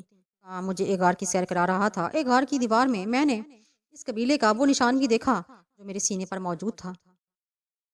میں نے کہاں سے اس کے بارے میں پوچھا۔ یہ دیوی کا نشان ہے، خود دیوی سلاکیہ نے قبیلے والوں کو یہ نشانی دی ہے۔ اس کی کہانی بھی خوب ہے۔ صدیوں پرانی داستان ہے جب ہمارے آباء و اجداد دوسرے قبیلے والوں سے جنگ کیے بغیر زندہ نہیں رہ سکتے تھے۔ اس وقت قبیلہ کوہالا اس علاقے کا سب سے بڑا، زبردست اور جنگجو قبیلہ تسلیم کیا جاتا تھا۔ ارد گرد کے تمام قبائل اپنی پیداوار کا چوتھائی حصہ اس قبیلے کو دیتے تھے۔ بھیڑیں، اون، شکار کا گوشت، جلانے کی چربی، خود ان قبیلوں کی اپنی ضروریات پوری نہ ہوتی، لیکن چوتھائی حصہ اس قبیلے کو ضرور پہنچ جاتا تھا، اور اگر کوئی قبیلہ اسے ادا کرنے میں ناکام رہتا اسے تاخت و تاراج کر دیا جاتا تھا۔ ایسے ہی ایک بار ہندوریا نے کیا۔ وہ حسب سابق اپنے حصہ کوہالا کو نہیں پہنچا سکا تھا۔ اب کوہالا کے وحشی ہمارے اوپر چڑھ آئے اور سخت جنگ ہوئی، لیکن کوہالا کے سامنے کون ٹھہر سکتا تھا؟ ہمارا قبیلہ پسپا ہو کر واپس پلٹ پڑا، اور پھر ہم رات کے وقت یہاں سے بھاگ جانے کی تیاریاں کرنے لگے، کیونکہ دن کی روشنی میں کوہالا براہ راست حملہ آور ہونے والے تھے۔ بس صبح کو کوہالا کے جنگجو نعرے لگاتے اور نیزے ہلاتے حملہ آور ہوئے، لیکن اس نشان نے سورج کی شعاؤں سے مدد لی، اور یہ شعائیں نیزوں کی طرح ان کے سینوں کے پار ہونے لگیں۔ وہ جنگجو جل کر راکھ ہو گئے۔ بزرگوں کا کہنا ہے کہ ان کے قبیلے کا ایک بھی سپاہی جان بچا کر نہ لے جا سکا۔ اس طرح کوہالا کے ارد گرد تمام قبائل کو نجات مل گئی، اور یہ متبرک نشان ہماری فتح کا نشان بن گیا۔ اس وقت سے آج تک یہ ہمارا نشان ہے، اور اس نشان سے ہمیں جو برکتیں ملی ہیں وہ ناقابل تردید ہیں۔ کام بہت دلچسپ آدمی تھا، بے حد مہذب۔ شام تک وہ میرے ساتھ رہا، پھر اجازت لے کر چلا گیا۔ میں رات کے کھانے کے بعد کان کا انتظار کرنے لگا، اور پھر جب تاریکی پھیل گئی تو کان میرے پاس آ گیا۔ کیا تم تیار ہو آقا؟ اس نے پوچھا۔ ہاں کان، چلیں؟ میں نے کہا آؤ آقا، اس نے کہا، اور پھر وہ میرے ساتھ چل پڑا۔ اس بار وہ ایک ایسے غار میں پہنچا تھا جہاں دن میں مجھے نہیں لے جایا گیا تھا۔ اس غار میں بھی سیڑھیاں تھیں جو بلندی کی طرف چلی گئی تھیں۔ میں تندرست و توانا آدمی ہوں، میرے پھیپھڑے ابھی تک مضبوط ہیں، لیکن اس وقت وہ سیڑھیاں چڑھتے ہوئے میرا سانس بری طرح پھول گیا۔ میری رانیں جواب دینے لگیں۔ بہرحال ہزار وقت اوپر پہنچا، اور کافی دیر تک زمین پر لیٹا ٹھنڈی ہواؤں کی جھونکوں سے خود کو درست کرتا رہا۔ تب کہیں جا کر توانائی میری واپس آئی، اور میں چاندنی رات میں اس پراسرار وادی کی سیر کرنے لگا۔ ہوائیں بے حد فرت بخش تھیں، جنگلی پھولوں کی خوشبو چاروں طرف گردش کر رہی تھی۔ روح معطر ہو گئی، اور میں کان کے ساتھ بہت دور نکل آیا۔ آسمان پر اجالا پھوٹنے لگا، چاند نکل رہا تھا۔ ہم ایک بلند چٹان پر کھڑے ہو کر چاند کا نظارہ کرنے لگے، اور پھر جو ہی چاند ابھرا، روشنی پھیلی، تو سب سے پہلے میری نگاہ ایک انسان پر پڑی۔ سفید لباس میں ملبوس ایک قوی ہیکل جسم والا بوڑھا دونوں ہاتھ بلند کیے کھڑا تھا۔ کان نے اسے دیکھا اور اس کی گردن جھک گئی۔ یہ کون ہے؟ میں نے کان سے پوچھا۔ مقدس جوشان، اس نے گردن جھکائے جواب دیا، اور میں اس پراسرار شخص کو دیکھنے لگا جو بدستور ہاتھ بلند کیے کھڑا ہوا تھا۔ کئی منٹ اسی طرح گزر گئے، تب اس نے ہاتھ گرائے اور آہستہ آہستہ ہماری طرف بڑھنے لگا۔ قریب پہنچنے پر میں نے اسے غور سے دیکھا۔ خاصا مہیب لیکن باروب آدمی تھا۔ اس نے دونوں ہاتھ سامنے کیے اور جھک گیا۔ مقدس ارشالہ اس کے منہ سے نکلا، اور پھر وہ سیدھا کھڑا ہو گیا، اور اس کے بعد اس نے کان سے کہا، واپس جا غلام۔ یہ اتفاق ہے کہ ارلاشا اسی رات کو باہر نکلا ہے جو مرادوں کی رات ہے، اور جس رات میں دیوی نے اسے اپنے قریب آنے کی اجازت دی ہے۔ کان پھر جھکا، اور پھر وہ پلٹ کر واپس چل پڑا۔ میں خاموشی سے بڑے پجاری کو دیکھ رہا تھا۔ تب کان نگاہوں سے اوجھل ہو گیا تو جوشان نے میری طرف دیکھا، اور پھر اس نے بھاری آواز میں کہا، میں تمہارے تعاون کا دل سے شکر گزار ہوں نوجوان۔ تمہیں تھوڑی بہت تفصیل معلوم ہو چکی ہے، لیکن مزید کچھ باتیں میں صاف گوئی سے تمہیں بتاؤں گا۔ تم بے شک ہم میں سے نہیں، لیکن ہمارے ہاں کے رسوم تمہارے تصورات سے باہر ہیں۔ میں نے اس دنیا کے علوم بھی حاصل کیے ہیں، اس لیے تم مجھے افریقہ کے ان وحشیوں جیسا نہ سمپاؤ گے جیسا کہ یہاں کی روایت ہے۔ اس سے قبل اور آج بھی یہاں کے بہت سے قبائل میں بہت سی وحشیانہ رسومات رائج ہیں، لیکن اگر تم یقین کرو تو میں تمہیں بتا دوں کہ یہ رسومات دیوتاؤں کی ضرورت نہیں ہے۔ انسان کی اندھی عقیدت اور غلط سوچ نے اسے بھٹکا دیا ہے۔ پھر حد سے زیادہ چالاک انسانوں نے اپنی وحشیانہ فطرت کی تکمیل کے لیے دیوتاؤں کا سہارا لے کر یہ رسومات رائج کر لی ہیں، اور ان کے سہارے وہ اپنی ہیبت برقرار رکھتے ہیں اور اپنے دشمنوں سے چھٹکارا حاصل کر لیتے ہیں۔ میں نے اس قبیلے کو اس راہ پر ڈالا ہے کہ اس کی حیثیت بھی برقرار رہے اور وحشیانہ سرگرمیوں سے بھی دور ہو جائیں، اور مجھے خوشی ہے کہ میں اس میں کامیاب ہوں۔ لیکن ان باتوں کے باوجود تمہاری دنیا سے الگ اس سادہ سی دنیا میں جادو کا وجود ہے۔ دراصل انسان کے عقائد اس کے لیے راہوں کا تعین کرتے ہیں۔ تم اگر سوکھے پتوں میں بھی زندگی تلاش کرو اور یقین کر لو کہ زندگی موجود ہے، تو وہ پتے زندگی پا لیں گے۔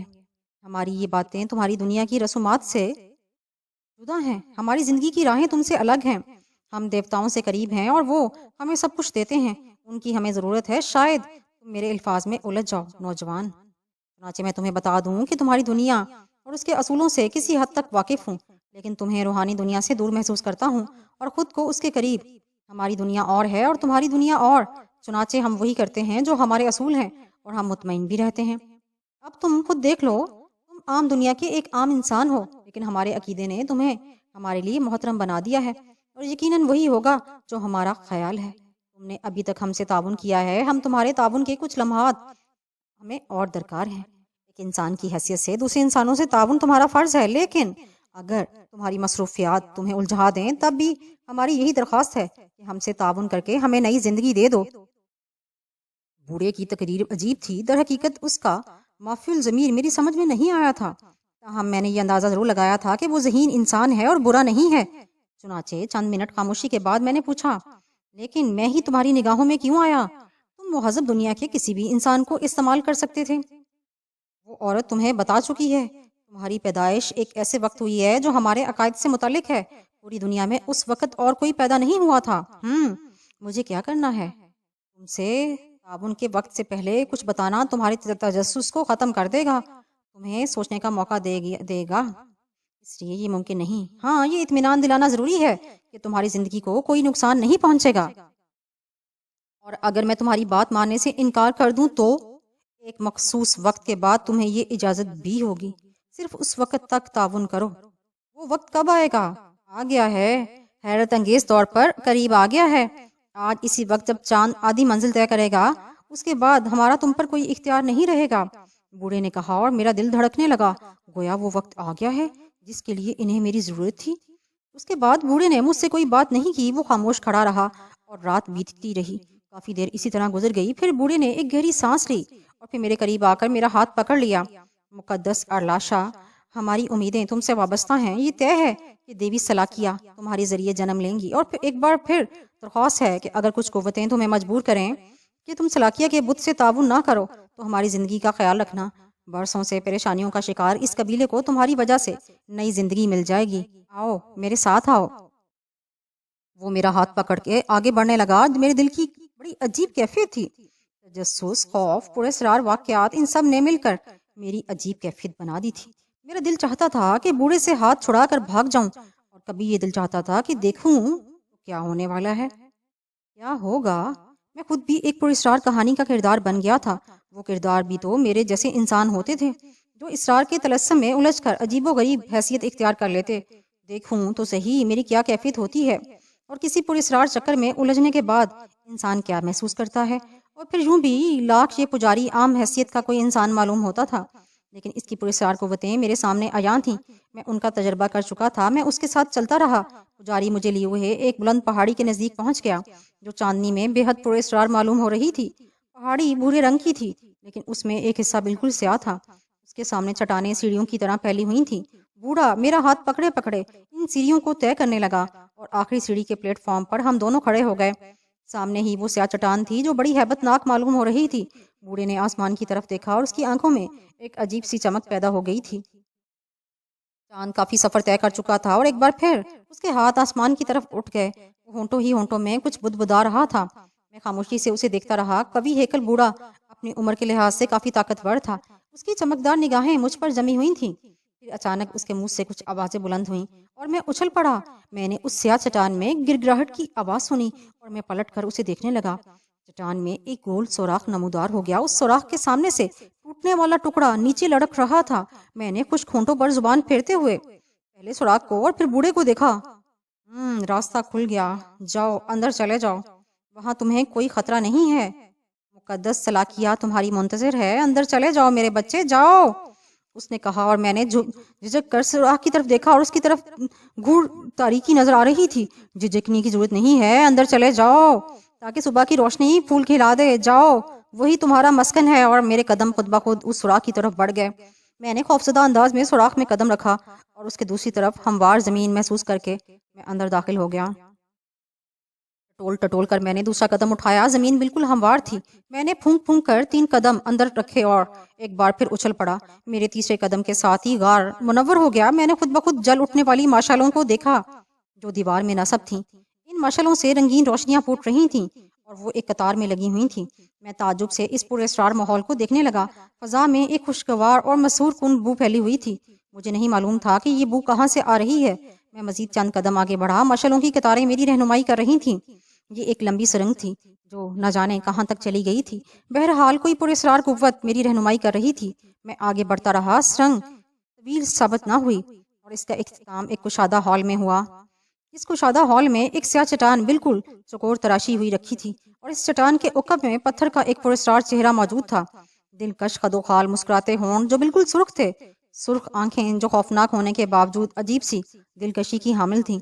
मैं इस निस्वानी चेहरे की सामने जा खड़ा हुआ। मेरे दिल में हलचल सी मच रही थी। चेहरे के नकूश मेरे दिल में गदास पैदा कर रहे थे। दर हकीकत मैं किसी शहर में बंद हो गया था। मेरा दिल नहीं चाह रहा था कि इस चेहरे से निगाहें हटाऊं। तब अचानक मैंने इन सुर्ख होंठों को मुस्कुराहट के अंदाज में फैलते देखा और मैं आंखें फाड़ने लगा। न जाने ये मेरा वहम था या हकीकत। हाँ, वो मुस्कुराहट थी, एक दिलकश मुस्कुराहट जो अब पूरे चेहरे पर फैलती जा रही थी और फिर बेजान आंखों में रोशनी की चमक पैदा हुई। एक लम्हे के लिए मैंने सोचा कि पलटकर भाग निकलूं, लेकिन दूसरे लम्हे दिल से ये ख्याल निकल गया। मैं इन दिलकश आंखों में खो गया। 2 हाथ की उंगलियां नजर आईं, सुर्ख सफेद उंगलियां जो चट्टान के उकब से उभर रही थीं, और मैं उस सफेद हाथ को देखकर उछल पड़ा। बड़ा सनसनीखेज तजर्बा था। चट्टान से तराशा हुआ मुजस्मा मुस्कुरा रहा था और चट्टान के उकब से गोश्त पोस्त का हाथ उभर रहा था जिसका रंग स्याह चट्टान से मुख्तलिफ था। मैं उभरते हुए उस हसीन हाथ को देखता रहा जो अब चट्टान से आगे निकल आया था और फिर उस हाथ ने मुझे आगे बढ़ने का इशारा किया। बड़ा दिलकश इशारा था। मैंने हैरान आंखों से उसकी तरफ देखा। बड़े तीखे अंदाज में मुझे देख रही थी।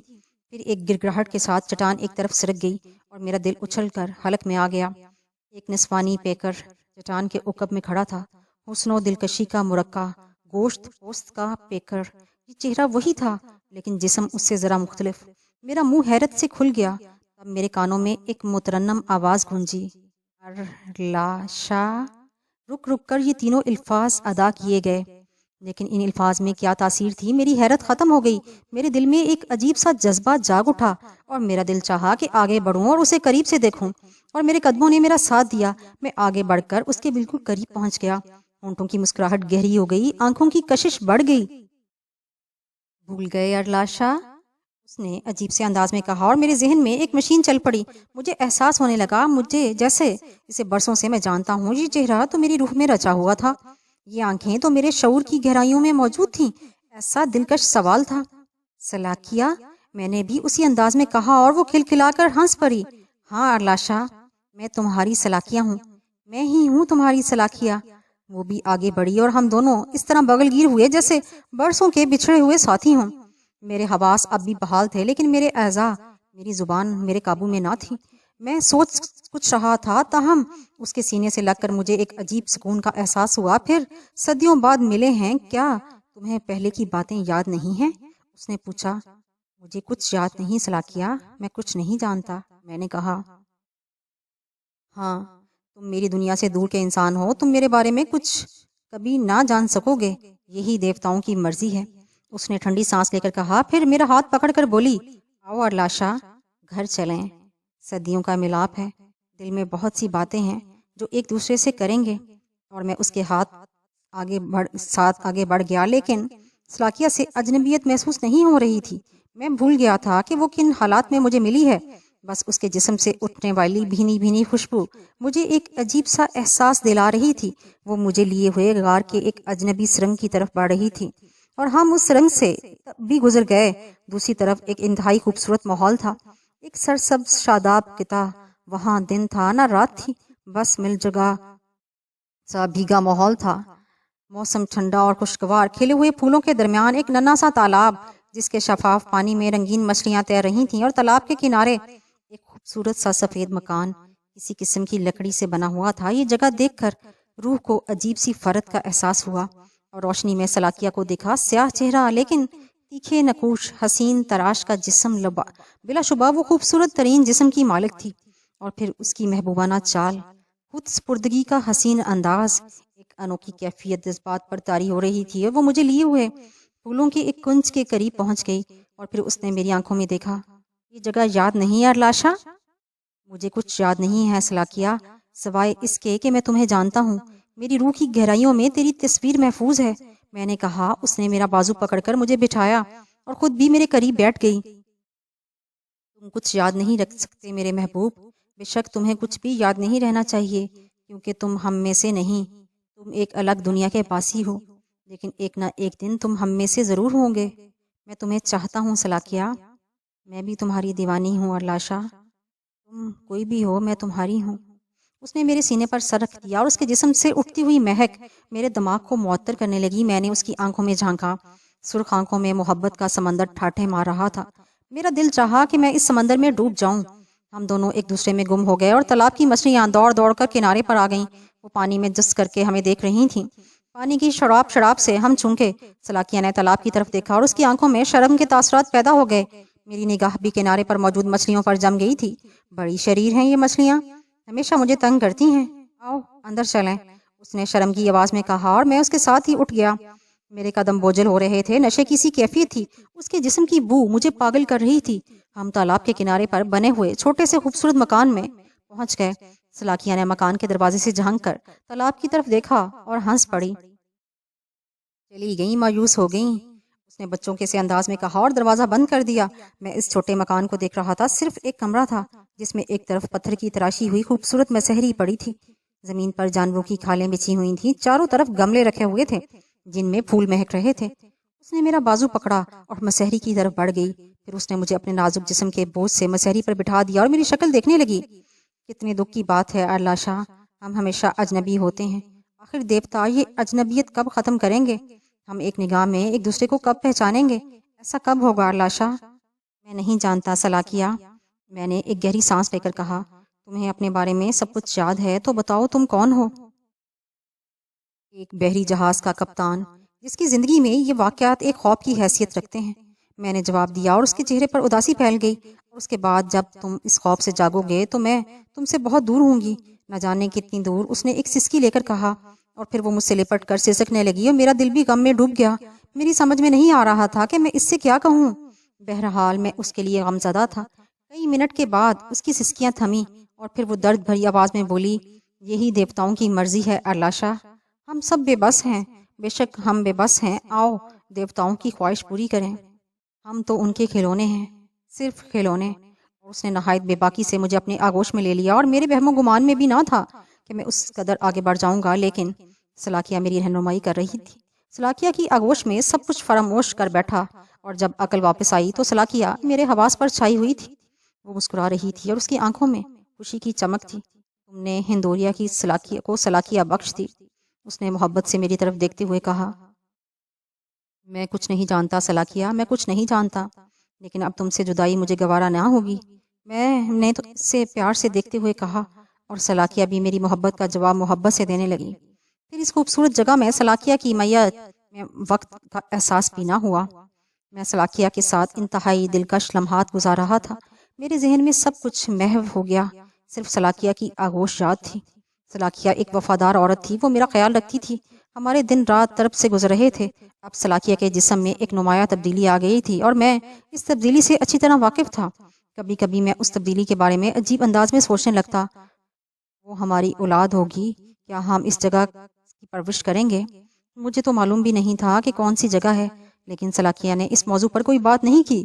اکثر اس تذکرے پر وہ خاموش ہو جاتی. وقت کو پار لگ گئے تھے. پھر اس نے ایک بچی کو جنم دیا، بالکل سلاکیا کی طرح تھی. سیاہ چہرہ، سرخ آنکھیں اور دودھ کی طرح سفید جسم. بچی کو جنم دینے کے بعد سلاکیا کے چہرے پر ایک پتھر ایلا سکوت چھا گیا. اس کے ہونٹ مسکراہٹ سے آری تھے. پھر جب دن کی روشنی ہوئی تو بچی کو میرے حوالے کر کے مکان کے دروازے سے نکل گئی. میں نے سوچا شاید وہ تالاب کی طرف جا رہی ہے، لیکن وقت گزر گیا اور وہ واپس نہیں آئی. بچی کو گود میں لی ہوئے میں دروازے سے باہر نکل آیا، لیکن سلاکیا کہیں موجود نہیں تھی. میں نے اسے آوازیں بھی دیں لیکن سلاکیا کا کہیں نشان نہ تھا. مجھ پر ہول سوار ہونے لگا. میں بچی کو گود میں لیے چاروں طرف دوڑنے لگا. سلاکیا کو آوازیں دیتا رہا لیکن سلاکیا کا کہیں پتہ نہ چلا. میرے حواس گم ہوئے جا رہے تھے. میں دیوانوں کی طرح ایک طرف بڑھ رہا تھا. تب مجھے اس رنگ کا دروازہ نظر آیا جس میں سے گزر کر میں سلاکیا کے ساتھ یہاں آیا تھا. ممکن ہے سلاکیا اس غار میں کہیں موجود ہو. चुनाचे में फिर दौड़ने लगा, यहाँ तक कि मैं इस गार में पहुंच गया जहाँ सलाकिया को पहली बार देखा था, और फिर मेरी आंखें शिद्दत हैरत से फैल गईं। सलाकिया उस चट्टान के पीछे मौजूद थी, लेकिन पत्थर के उस मुजस्मे की शक्ल में। मैं उसके करीब पहुंच गया, चीख चीख कर आवाजें दी, लेकिन पत्थर के बेजान चेहरे पर किसी किस्म के तासरात पैदा नहीं हुए। मेरे हवास गुम हुए जा रहे थे। पत्थर के इस मुजस्मे को हिलाने की कोशिश में नाकाम होकर मैं बच्ची को सीने से लगाए हुए गार के दहाने से बाहर निकल आया। तब मेरी निगाह बूढ़े पुजारी पर पड़ी। वो आसमान की तरफ हाथ बुलंद किए इसी तरह खड़ा था जिसे जैसे मैं उसे छोड़कर गया था। जो शान सलाकिया कहाँ गई उसका कहीं पता नहीं है, मैंने भराई हुई आवाज में कहा, और बूढ़ा पुजारी मुझे देखने लगा। वो तो तुम्हारी गोद में मौजूद है अरलाशा, देखो उसने जन्म ले लिया है। देखो हिंदोरिया की किस्मत बदल गई है, जमीन खजाने लुटा रही है, हिंदोरिया के दरख्तों का एक पत्ता भी खुश्क नहीं है। देवी वापस आ गई है अरलाशा, देवी वापस आ गई, बूढ़े ने खुशी से भरपूर आवाज में कहा, और फिर मेरी तरफ देखकर बोला, तुम्हारा शुक्रिया अरलाशा, हिंदोरिया के एक एक बच्चे की दुआएं तुम्हारे साथ हैं। सलाकिया कहाँ गई जोशान, सलाकिया कहाँ है, मैंने गम आलूद लहजे में कहा, और मेरे कदम बेजान होने लगे। मैं सदमे से बेहोश हो गया। फिर जब होश में आया तो मैंने अपना जिस्म हचकोले लेता महसूस किया। मेरे जहाज के अमले के लोग मुझे घेरे खड़े थे, और मैं मस्तूल पर क्रेयोन गोल्ड का झंडा लहरा रहा था, और लहरों की मानूस आवाजें मुझे सुनाई दे रही थीं। मेरे हवास जवाब देने लगे। मैं अपने जहाज के अर्शे पर पड़ा था। सुबह हो चुकी थी, और मेरी बेहोशी से मेरे अमले के लोग परेशान नजर आ रहे थे। कैसी तबीयत है चीफ, मेरे मातहत ने मुझसे पूछा। मैं वापस कैसे आया, मुझे यहाँ कौन डाल गया? आपकी तबीयत कुछ खराब हो गई थी शायद, सुबह को खुलासी उधर आए तो उन्होंने आपको देखा। सलाकिया कहाँ है, मेरी बच्ची कहाँ है, मैंने बदहवास होकर पूछा, और मेरे अमले के लोग मुझे हैरत से घूरने लगे। फिर उसके बाद तुम खुद समझ सकते हो मेरे दोस्त, तुम खुद समझ सकते हो। न जाने कितने साल बीत गए, न जाने कितना वक्त गुजर गया। ये सब कुछ एक जिंदा ख्वाब की मानंद मेरी निगाहों के सामने से गुजरता है। हर रात मैं अपने आप को हिंदोरिया की वादियों में पाता हूँ, और ये देखता हूँ कि सलाकिया मेरी महबूबा, मेरी बच्ची की हैसियत से इन वादियों में नजर आती है। जहाज की मुलाजमत छोड़ दी, लेकिन उसके बाद न जाने कब तक इन इलाकों में मैं भटकता फिरा। न जाने कैसे कैसे जराए से काम लेकर मालूमात हासिल की, लेकिन कबीला हिंदोरिया मुझे कभी नहीं मिला। सलाकिया मुझे कभी नहीं मिली। जो जिंदगी में गुजार रहा हूँ वो अपने आप को धोखा देने के लिए है। कुछ भी नहीं है मेरी जिंदगी, बस सुबह कहीं शाम कहीं। मैं अपनी शख्सियत को खो देना चाहता हूँ, भुला देना चाहता हूँ जहाज के कप्तान को जिसे जिंदगी में ये चोट खानी पड़ी थी। सज्जाद जारो कतार रोने लगा। मुझे बेइख्तियार हंसी आ रही थी। मैं अपनी इस हंसी को रोकने की कोशिश करने लगा, जिससे मेरा चेहरा सुर्ख होने लगा। हालांकि बड़ी अजीब बात थी, एक दुख भरी कहानी सुनने के बाद तो इंसान का दिल बुरी तरह मुतासिर हो जाता है, लेकिन मैं हंस रहा था अपनी तकदीर पर, इसकी तकदीर पर कि क्या मजेदार बात है। इंसान न जाने कैसे कैसे हालात का शिकार होता है। सभी गमजदा हैं, किसी न किसी शक्ल में कोई ना कोई मुश्किल में पड़ा हुआ है। जिंदगी के बहुत से शोबे हैं। कोई फौज में मुलाजमत करता है, कोई डॉक्टर होकर इंसानों की मदद करता है, फौजी होकर अपने वतन की बका के लिए लड़ता है, पुलिस में शामिल होकर जुर्म करने वालों को सीधी राह पर लाता है, कोई सड़कों की सफाई करता है हिफ्जाने सेहत के लिए। हर शख्स कोई ना कोई खिदमत इंजाम देता है। सड़कों पर बैठे हुए सड़क छाप नजूमी किस्मत का हाल बताते हैं। दरवेश बनकर लोगों के सर से जादू जिन भूत उतारते हैं, लेकिन ये सब गैर कभी जज्बे के तहत होता है। पहले के तस्करा किए हुए लोग बेशक अपने फर्ज कौमी फरीजे के तौर पर इंजाम देते हैं, लेकिन सड़क छाप नजूमी और काले जादू के माहिर चंद पैसों में किस्मत का हाल बताने वाले मेरे ख्याल में इंसान को भटकाते हैं। कोई ऐसा शोबा भी तख्लीक होना चाहिए जिसमें लोगों के ये मसाइल हल किए जाएं। अपने ख्याल पर खुद ही हंसी सी आने लगी। सज्जाद की सिसकियां अब भी सुनाई दे रही थीं। मैंने उसे दिलासा देते हुए कहा, मैं तुम्हारे दुख को समझ चुका हूँ सज्जाद, वाकई तुम बहुत ही दुखी इंसान हो। उसने आंसू भरी निगाहों से मुझे देखा, फिर बोला, सारी बातें अपनी जगह, शायद अपनी महबूबा को भुला देना, लेकिन वो मासूम बच्ची जो इस दुनिया में सलाकिया की हैसियत से आई थी, इन लोगों के तिलिस्म का शिकार हो गई। वो संगी मुजस्मा कुछ वक्त के लिए जिंदा हुआ था। मैं जानता हूँ मेरी नन्ही सी मासूम बच्ची बड़े पुजारी के पास होगी, लेकिन वो कमबख्त कबीला न जाने कहाँ जमीन के नीचे समा गया है। बस उसका पता नहीं मिलता है। काश कोई मुझे उसका पता बता दे। सज्जाद सिसकियां लेते हुए बोला, लेकिन बहरहाल कौन ऐसा था जो उसे उसका पता बता देता। उसने मुझसे कहा, मेरे दोस्त, अगर तुम इस दुनिया में तनहा हो, तुम्हारा कोई भी नहीं, तो मेरे साथ रहो। मैं सड़कों और बाजारों में भटकता फिरा हूँ। मुझे किसी ऐसे हमदर्द की तलाश थी जो मेरे दुख में शरीक हो, जो कम अज कम मेरे दर्द भरे दिल पर मरहम ही रख दिया करे, मेरे जख्मों को अपने जख्म समझ लिया करे। एक थोड़ा सा दिलासा, थोड़ी सी कहानी। मैंने दिल में भी सोचा कि बहरहाल सारी बातें अपनी जगह, تھوڑی سی خود غرضی ہر انسان کی زندگی کا حصہ ہوتی ہے۔ سجاد کو اگر کسی ساتھی کی ضرورت ہے تو مجھے بھی تو کوئی پناہ گاہ درکار ہے۔ سجاد کی تو خیر ایک ٹھوکر لگ چکی ہے، مجھے تو کئی ٹھوکریں لگی ہیں، ٹھوکر پر ٹھوکر، نہ جانے کیسی کیسی مصیبتیں میرے سر پر پڑ گئی ہیں۔ محبت کی تھی تو ربابہ جیسی پورے اسٹار لڑکی سے جس کا سر پاؤں ہی سمجھ میں نہیں آتا، اور اس کے بعد ایک اور کمبخت چڑیل میری جان کی گاہک بن گئی تھی، ورنہ کون چاہتا ہے؟ بس اپنی اپنی آرزوؤں لیے سب زندگی کی سلیب پر لٹکے رہتے ہیں۔ سجاد کا ساتھ قبول کر لیا، وہ میرے راضی ہو جانے سے خوش نظر آ رہا تھا۔ اس نے مجھے اپنے فلیٹ کی ایک ایک چیز دکھائی اور بولا جو کچھ نہیں ہے وہ تمہیں مہیا کر دوں گا، تم فکر مت کرنا۔ بہرحال دوسرے دن صبح کو ناشتے سے فراغت حاصل کرنے کے بعد میں سجاد کے ساتھ باہر نکل آیا۔ سجاد کو میں نے اپنی کہانی بہت مختصر انداز میں اور اس طرح سنائی تھی کہ بہت سی حقیقتیں اس کے علم میں نہیں آ سکی تھیں، اور ہم لوگ بازار میں سفر کرتے رہے۔ سجاد بھی صاف ستھرے کپڑے پہنے ہوئے تھا۔ وہ کہنے لگا دل چاہتا ہے دنیا کی ہر چیز خرید لوں، بہت سے پیسے میرے پاس بیکار پڑے ہوئے ہیں، ان کا کوئی مصرف نہیں۔ اگر انسان صاحب اولاد ہو تو کتنا اچھا لگتا ہے اسے اپنے چھوٹے چھوٹے بچوں کے لیے چیزیں خریدنا۔ میں نے ایک دن ریسٹوران میں بیٹھے ہوئے اس سے کہا سجاد میں تمہیں ایک مشورہ دوں، برا نہ ماننا۔ تمہارے لہجے میں سنجیدگی بتاتی ہے کہ تم مجھے کیا مشورہ دو گے؟ کیا؟ میں نے سوال کیا۔ اس کے علاوہ اور کچھ نہیں کہو گے کہ تم شادی کر لو؟ کیوں، یہی کہو گے نا؟ تم بیوی ہوگی، بچے ہوں گے، کر لو میرے دوست، ایسا کر لو۔ مگر تم یقین کرو جب بھی کبھی میں ایسا تصور کرتا ہوں تو دور کہیں خلاؤں میں مجھے وہ دو آنکھیں گھورتی ہیں۔ میں نے اس کی کیفیت کو محسوس کیا۔ ٹھیک سمجھا تھا، وہ بالکل ٹھیک سمجھا تھا، میں یہی کہنا چاہتا تھا۔ اس سے بہرحال اس کے بعد میں خاموش ہو گیا۔ سجاد نے کہا یقین کرو اس دوران ایک دو بار ایسا ہوا کہ کچھ لڑکیوں نے میرے قریب آنے کی کوشش کی، لیکن مجھے خلا میں گھورتی ہوئی دو آنکھیں، وہ آنکھیں شیشے کے اس پار اس وقت بھی میری جانب دیکھ رہی ہیں۔ ایک عجیب سی کیفیت ہے ان آنکھوں میں۔ اس نے اشارہ کیا اور میری نگاہیں بے اختیار شیشے کی جانب اٹھ گئیں۔ در حقیقت وہاں دو آنکھیں موجود تھیں، دو پراسرار آنکھیں، دو انوکھی آنکھیں، لیکن ان آنکھوں کے نیچے کچھ انوکھے نقوش بھی تھے۔ میں شدت حیرت سے اچھل پڑا۔ سجاد اپنی بات کر رہا تھا، لیکن میں جن دو آنکھوں کو دیکھ رہا تھا انہیں دیکھ کر میری روح کی گہرائیوں میں لرزشیں پیدا ہو گئی تھیں۔ یہ آنکھیں تو اسی منحوس چڑیل کی تھیں جس کی وجہ سے میں بھاگ کر یہاں آیا تھا، جو میرے 3 دوستوں کو کھا چکی تھی۔ وہی بھیانک چڑیل نیلم ساجد علی یقینی طور پر شیشے کی دوسری جانب موجود تھی۔ میں بے اختیار اپنی جگہ سے اٹھا اور دوڑتا ہوا باہر نکل گیا۔ بیچارہ سجاد حیرت سے منہ پھاڑے دیکھتا رہا۔ میں بڑک رفتاری سے دوڑتا ہوا اس جگہ تک پہنچا تھا جہاں مجھے وہ آنکھیں نظر آئی تھیں۔ تھوڑے فاصلے پر ایک بھکارن تیز تیز قدموں سے جا رہی تھی۔ اس کے بدن پر میلے کچیلے کپڑے تھے، بلکہ چیتھڑے جھول رہے تھے۔ وہ لنگڑا رہی تھی، اس کے سر کے بال بری طرح بکھرے ہوئے تھے۔ یہ بھکارن تھی جو ابھی شیشے کے پاس سے ہٹی تھی، لیکن یہ بھکارن نہیں، یہ نیلم ساجد علی تھی۔ میں اچھی طرح پہچان گیا تھا۔ بس بہت سی ایسی شناختی چیزیں تھیں جن سے نیلم ساجد علی کے بارے میں معلومات حاصل ہو سکتی تھی۔ میرے تن بدن میں خوف کی لہریں دوڑ گئیں۔ میں اچھی طرح جانتا تھا کہ وہ میری تلاش میں بھٹکتی ہوئی یہاں تک آ گئی ہے۔ میں دوڑنے لگا تو میں نے بھکارن کو بھی دوڑتے دیکھا۔ وہ مخالف سمت جا رہی تھی۔ کافی فاصلے پر پہنچ کر ایک بار پھر وہ رکی اور اس نے پلٹ کر دیکھا۔ وہی منحوس جھریوں والا چہرہ جو نیلم ساجد علی کا ایک بار ہو چکا تھا، وہ جو تبدیل ہونے کے بعد ایسا ہی ہو جاتا تھا۔ اس کی آنکھوں میں خوفناک سرخی لہرا رہی تھی، اس کی آنکھیں انگاروں کی طرح سرخ تھیں۔ وہ مجھے گھورنے لگی اور اس کے بعد اس نے برق رفتاری سے پھر آگے چھلانگ لگا دی۔ میں رک گیا۔ اگر میں اس کے پیچھے دوڑتا تو کیا بگاڑ سکتا تھا اس کا؟ بھکارن کے روپ میں تھی وہ۔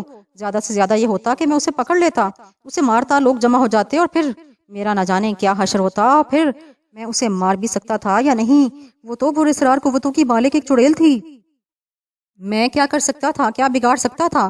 خوف سے میرے قدم منجمد ہو گئے۔ کچھ ہی لمحوں کے بعد مجھے سجاد اپنی طرف آتا ہوا نظر آیا۔ وہ حیران اور پریشان میرے قریب پہنچ گیا۔ ارے کیا ہو گیا تمہیں، کیا ہو گیا؟ بتاؤ کیا ہوا؟ ایک دم سے میرے پاس سے اٹھ کر کیوں تم بھاگ گئے؟ کہاں چلے گئے تھے؟ بتاؤ، کچھ سمجھاؤ کہ کیا ہو گیا ہے، کیا بات ہے؟